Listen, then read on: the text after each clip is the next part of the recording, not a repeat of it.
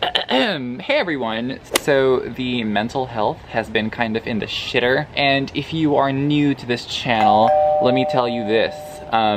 I am not the kind of person who can read like happy shit when I'm in a funk. I need to read fucking disturbing books, which is kind of why this entire series originated in the first place, because when I'm feeling down, I don't want to read about people with like happy lives. Like, I don't want good vibes when I'm feeling down. Like, I need horror books, I need thriller books, I need to like rewatch Saw 3D or something. Love that franchise. So yeah, this is currently episode 5, and I may be doing an episode 6 sooner than you think, because I am kind of in the middle of reading books for that episode, so I don't know how long I'm gonna take to get that one up. But for this specific video, for this specific blog, I thought that I would read indie horror books written by women authors, because this is Women's Horror Month, and I would like to, you know, highlight some voices on my channel to help out indie horror authors and do my part, especially since some of them have been gifting me free books, and I would like to return the favor. Namely, Judith Sonnet. She actually gifted me a copy of this book called The Clown Hunt, which I think I'm gonna read for this vlog. She promised it would be a bad time, which I need. But for now, I thought that I would start with a book that I have been wanting to read so much. Like, I've been wanting to read this book for the longest time, and that is True Crime by Samantha Kolesnik, and now I finally have a copy of the book on my phone. I think we follow these two siblings who have an abusive mom. I don't know where this story is gonna go, but it sounds pretty intense. The cover is pretty intense. The subject matter is pretty dark. I've got the audiobook, and we'll see how this goes. Okay, I think I really need to get a haircut.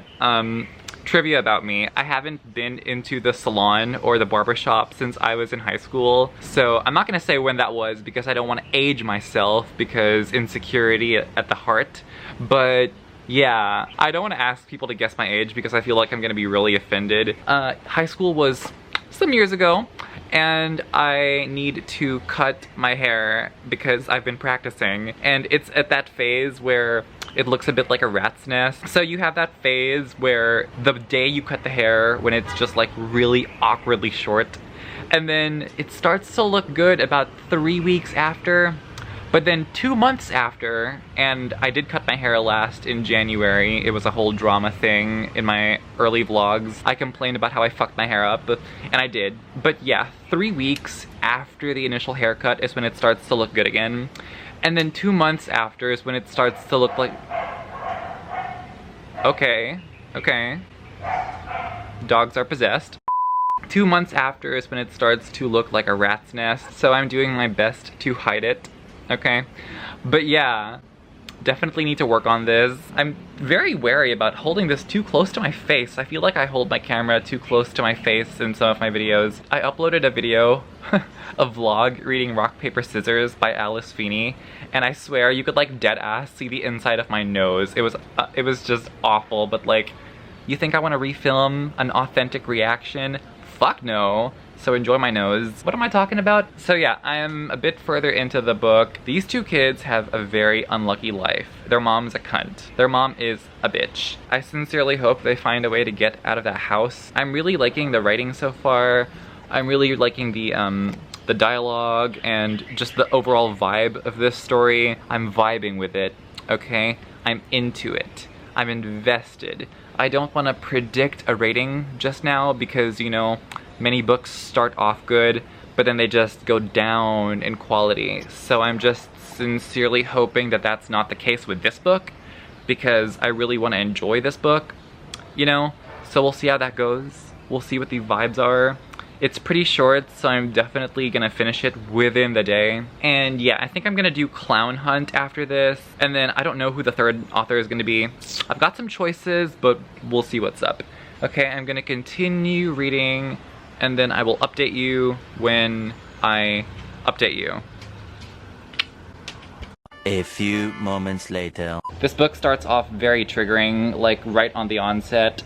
It opens up with a scene of abuse from the mom, and then after a few pages we get into a very detailed recitation of events in which the main girls childhood dog was starved to death. So huge trigger warnings for animal cruelty because that specific scene was very difficult to read. It was very dark, super heartbreaking, lots of suffering in this book. And we get to see a certain character trait in the main girl, specifically in how she is more sympathetic to animals because people keep proving time and time again how shitty they are. If you see somebody get killed in a movie that you didn't care about, it's like, okay, whatever. But when you see a dog die or get killed in a film, it's just so much worse, you know? So that's my personal theory as to why us as humans have that specific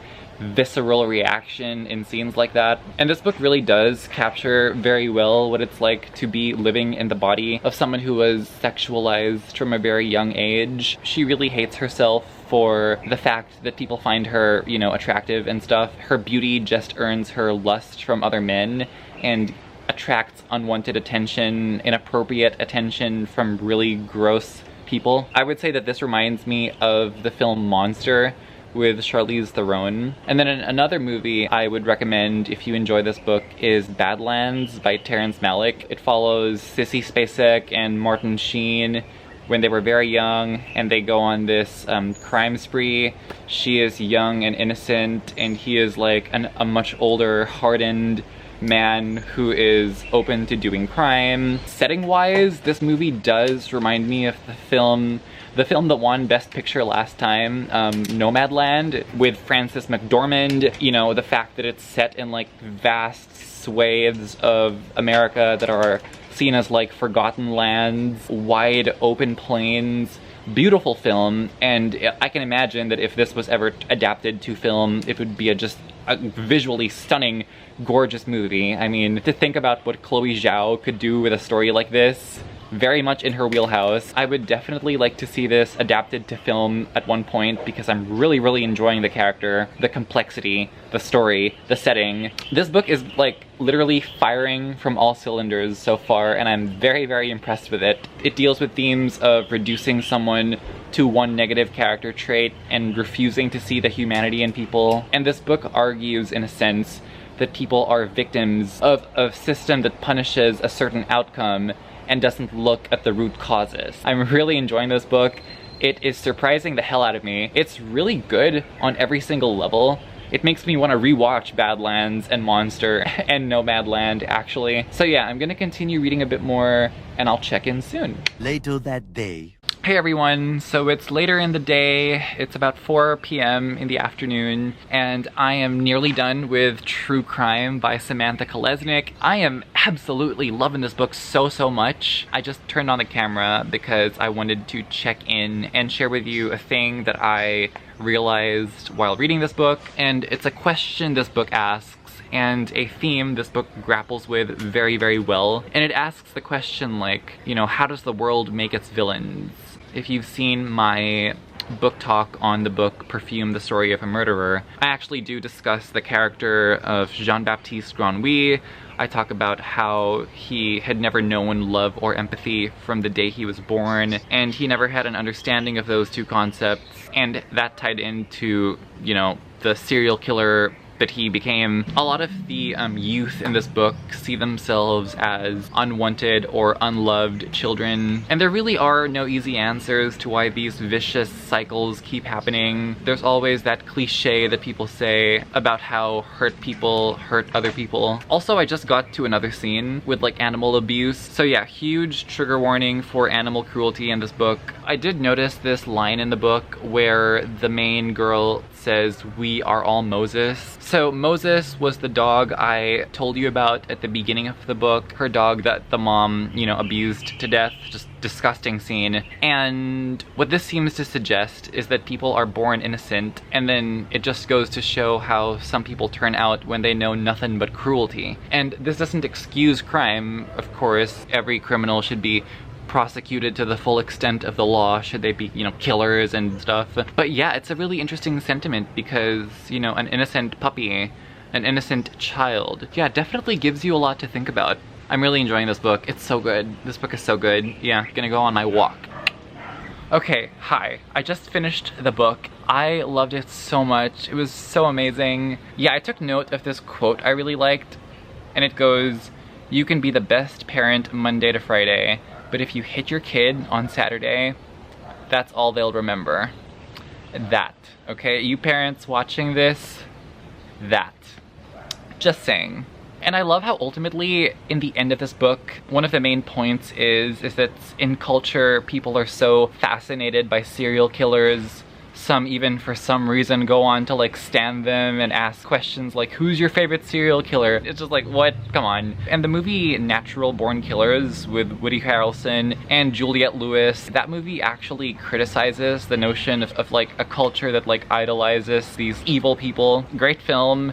If you haven't seen it, I highly recommend it. It's very violent, so, which is like not surprising when it comes to my taste in movies, but for some of y'all, be warned. So yeah, this book does leave us on a note like people are fascinated with serial killers, yet have no concept in the human suffering that breaks a person. I thought this book was really interesting. It was super dark, super bleak, although it does capture, you know, moments of joy in the little bubbles that these two characters find themselves in the trust they have for each other, the love they have for each other, the protectiveness that the older brother has over her. So there is like some love in their lives, despite the awfulness of the rest of the world. And they do go into like a bit of religious bigotry and moral grandstanding. I don't want to spoil too much, but there is like a little section where she goes to a Monsignor and begs him for answers, like begs him, you know, someone who has, you know, a religious belief system that claims to have the ultimate answers for things.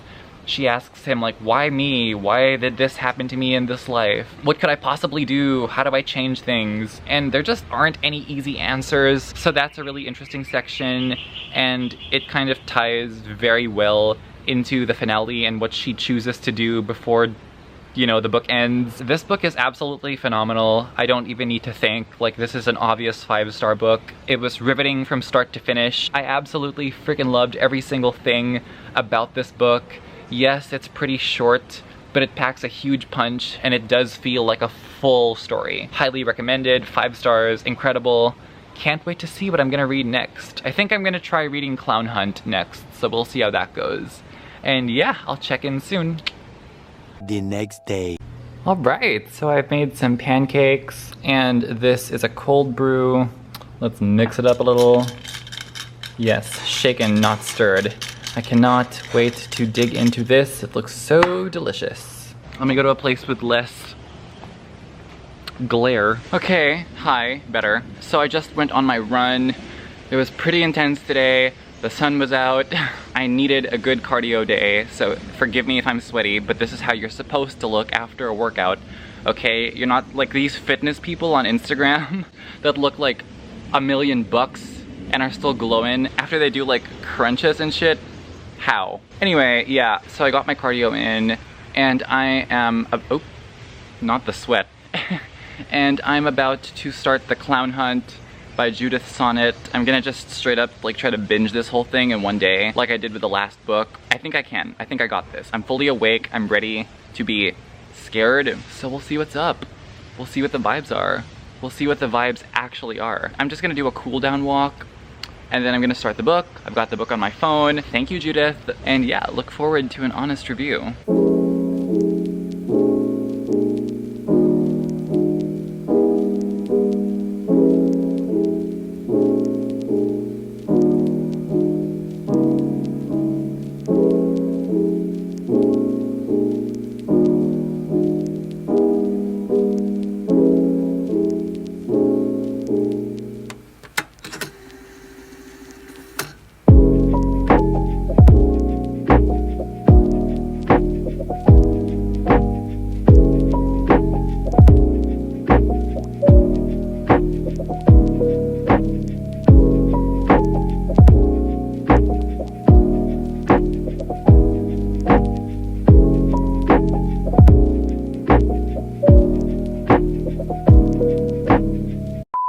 Alright, hey everyone, so I'm about to start The Clown Hunt by Judith Sonnet. Extreme horror, good stuff. It's nice, it's sunny, It's windy, it's nice and bright out here, and it's just like perfect reading weather. Yeah, I went for a walk. I'm ready to start reading. I've got the book on my phone. What's in store for me? I don't know, but I'm here to find out.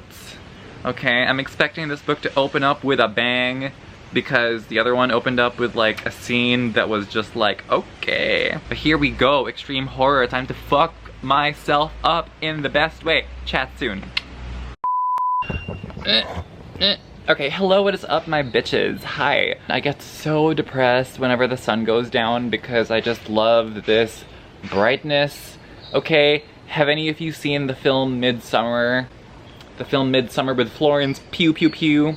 Because I want to live in that place. Like literally, I want to live in a place with perpetual sunlight where it's summer all the time. I love clear skies, I love the heat. I just cannot live in a cold country. I refuse to live in a country where it rains all the time, you know? A country where it's cloudy and rains all the time is a fucking nightmare scenario for me. Another thing I have to say is that this book opens up with the shit.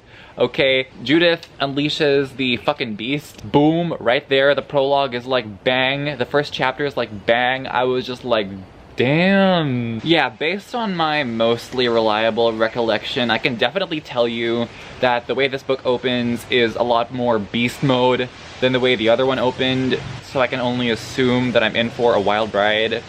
Judith messaged me saying that there's a scene that she can't wait for me to see the reaction to. I don't know what that scene's gonna be. I doubt it's this one though, because it came out really early, so I can only assume that there's gonna be some bam bada boom later on, you know? So we'll see what's up. We'll see what's up, we'll see what happens. Okay, I'm gonna read a bit more past the prologue so I can have more substance for you all in this vlog and not just me yammering about the opening scene. But yeah, check in soon. 2 seconds later. Okay, so I just want to tell you about the way I've been flying through this book. Okay, so I'm not going to give away the opening scene because I want y'all to just figure that out for yourselves, because it's like, whoa, damn. Okay, so we basically follow this young man named Willow, and the book opens up with him losing his job. And yo, what happens after this is fucking bullshit, okay? He loses his job, he gets home, and his boyfriend is getting his dick sucked by some random fucking nobody.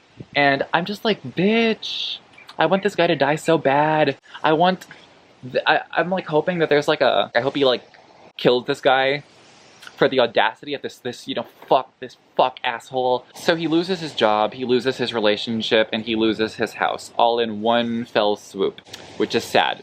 It's terrible. It's really sad. Pretty fucked up. So after this, he ends up becoming a gay prostitute slash escort. So I do love the insights we get about how Willow lives in this small town, and because he is, you know, black, he's gay, so there's lots of bigotry, and he is essentially just, you know, unsafe because of his identity and because of who he is. That's pretty scary. And in addition to that, he's very down on his luck, struggling to make ends meet. I don't know how much I can give away, but let's say that he and a group of other innocent people stumble into a rather unfortunate series of events that sees them now getting hunted and pursued by some very, very dangerous people. So yeah, this is turning into a sort of survival of the fittest story. I don't want to give too much away. I can imagine now that the brutality is about to start, because prior to this was just, you know, a bit of setup, but now things are going to get more intense. We're going to get the ball rolling. We'll see what happens. I'll check in soon.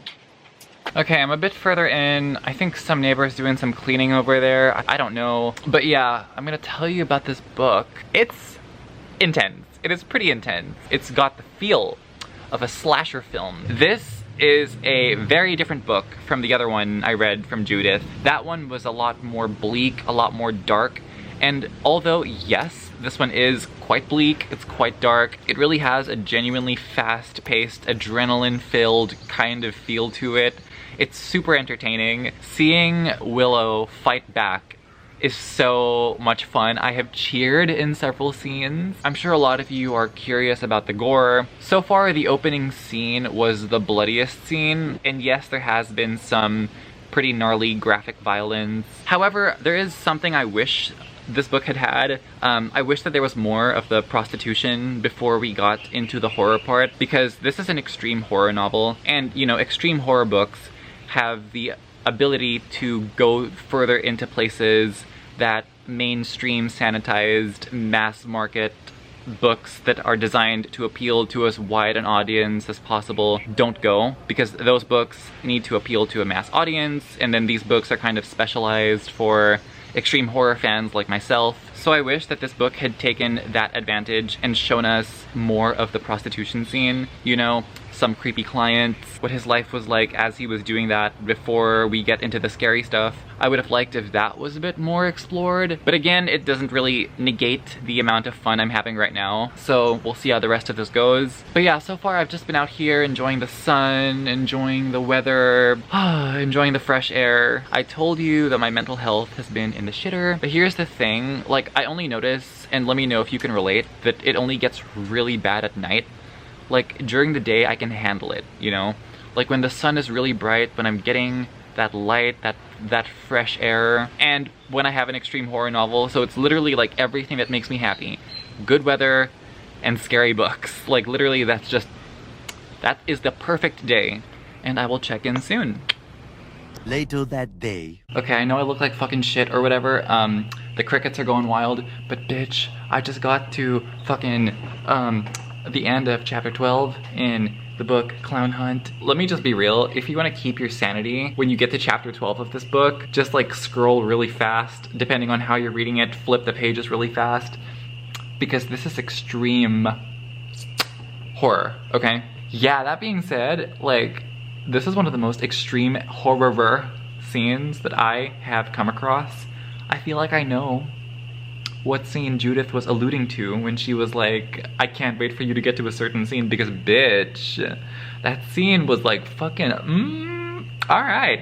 Extreme horror. There was a warning on the cover, and this book certainly does what the label says. I'm just a bit like shocked right now, because the book is just like entertaining, sufficiently gory, and then out of nowhere, a chapter called Wishbone was like, put out! So yeah, I'm shocked, I'm shook, I'm gonna continue reading, but yeah, check in soon. Later that night. So I have finished Clown Hunt by Judith Sonnet. Wow, just wow, that was super fucking intense. I had an absolute blast. That was so, oh my goodness.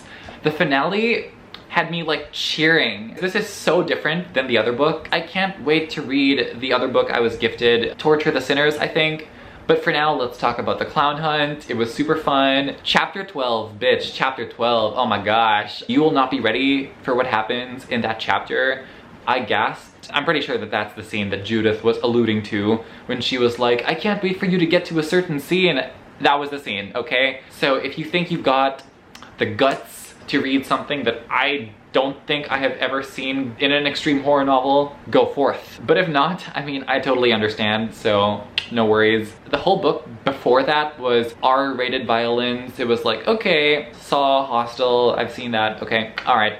And then that scene, that chapter was like, put out! And I was like, oh, whoa. I was just like, wow, I didn't see that coming. What's up? Some people might be a bit like, what the fuck, when the motivation of the villains comes out. I was kind of just like, oh, okay. It does feel like the beginning scene and where the characters end up feel like two parallel lines that were spliced together but didn't really have any foreshadowing that they would connect, okay? I mean, yes, in the real world, bad shit does happen to bad people randomly, seemingly out of the blue, but in this book, I feel like a bit of, you know, foreshadowing would have had like a mightier punch. But I mean, what do I know? I'm just a reader of books.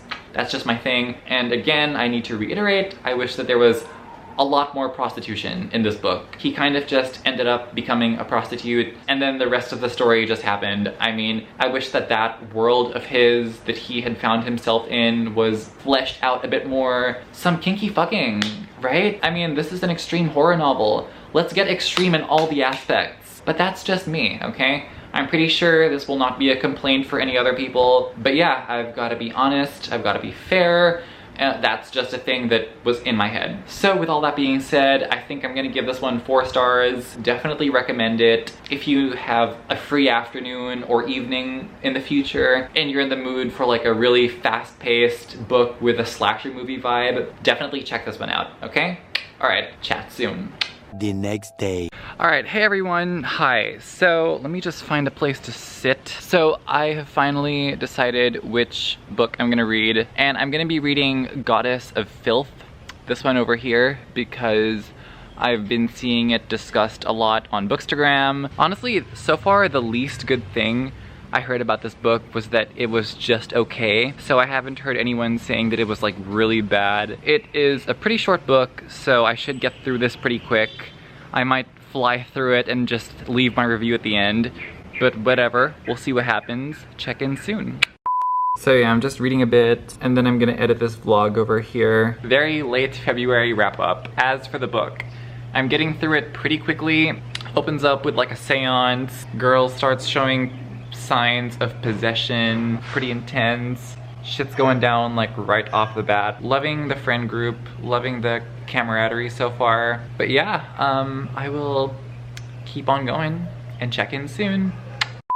All right, hey everyone. So I'm sitting out here in my corner, you know, where I belong. Nice nature. The sun is kind of out-ish today, so I'm just like kind of hanging out here, and I'm going to talk to you about the fact that I got further in to Goddess of Filth. And yeah, I'm enjoying it so far. It's definitely a very new and original take on the Exorcist story. Normally when we think of demonic possession, we think of the Christian religion, but over here we have a different spiritual entity, that of ancient Mexican lore, based on what I have gathered from this book. And it's super interesting. And this is the thing, it's like when we allow other people to tell stories from their own culture, you get such new, riveting, fresh stories, such as this one. It's not perfect. I do have some issues with the pacing. Gotta be fair to all the books I read, okay? A bit fast in some places, and some portions are just like really draggy and a bit repetitive at points. It's like, okay, we get it, the mom's an asshole, she's a conservative asshole, okay, cool. As of now, I do like certain things it discusses, namely the camaraderie of an all-girls friendship and sisterhood and loyalty and, you know, wanting the best for somebody else, having each other's backs. Love that. They're like on the edge of 17 kind of thing, you know, like they're about to finish high school and are fearing what their future in college and university is going to be like. So that specific anxiety is documented very well here. A very universal fear that I'm sure we all have. So, you know, the fear of the future and what one's gonna do with one's life. I know I have that. But yeah, that's a thing that I do like in this story. I also like how there's some commentary on colonialism, like people imposing their Christian religion,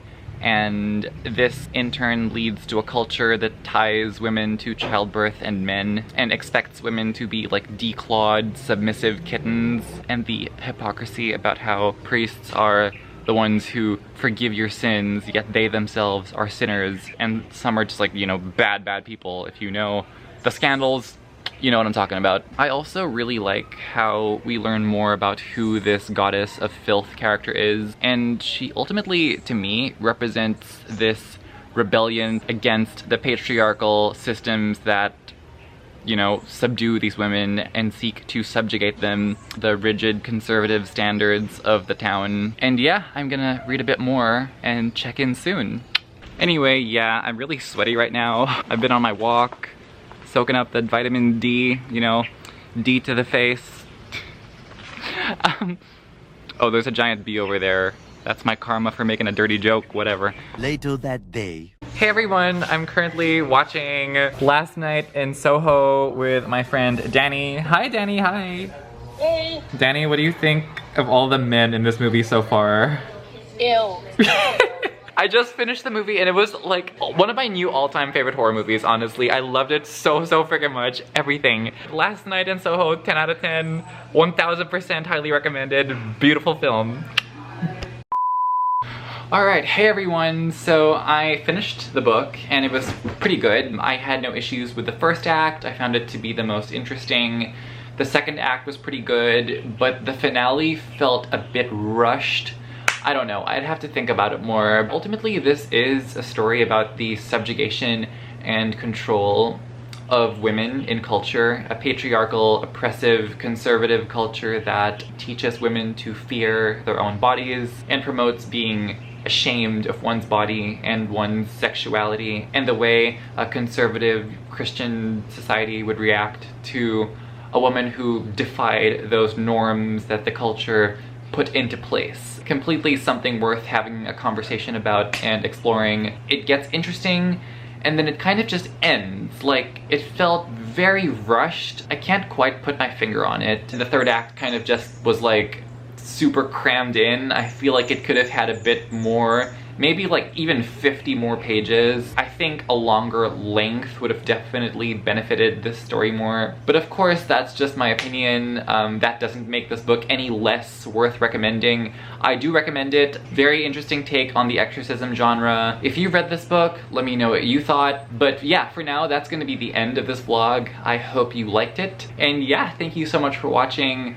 Like and comment and subscribe. I hope to see you in future videos, and as always, take care. I lose myself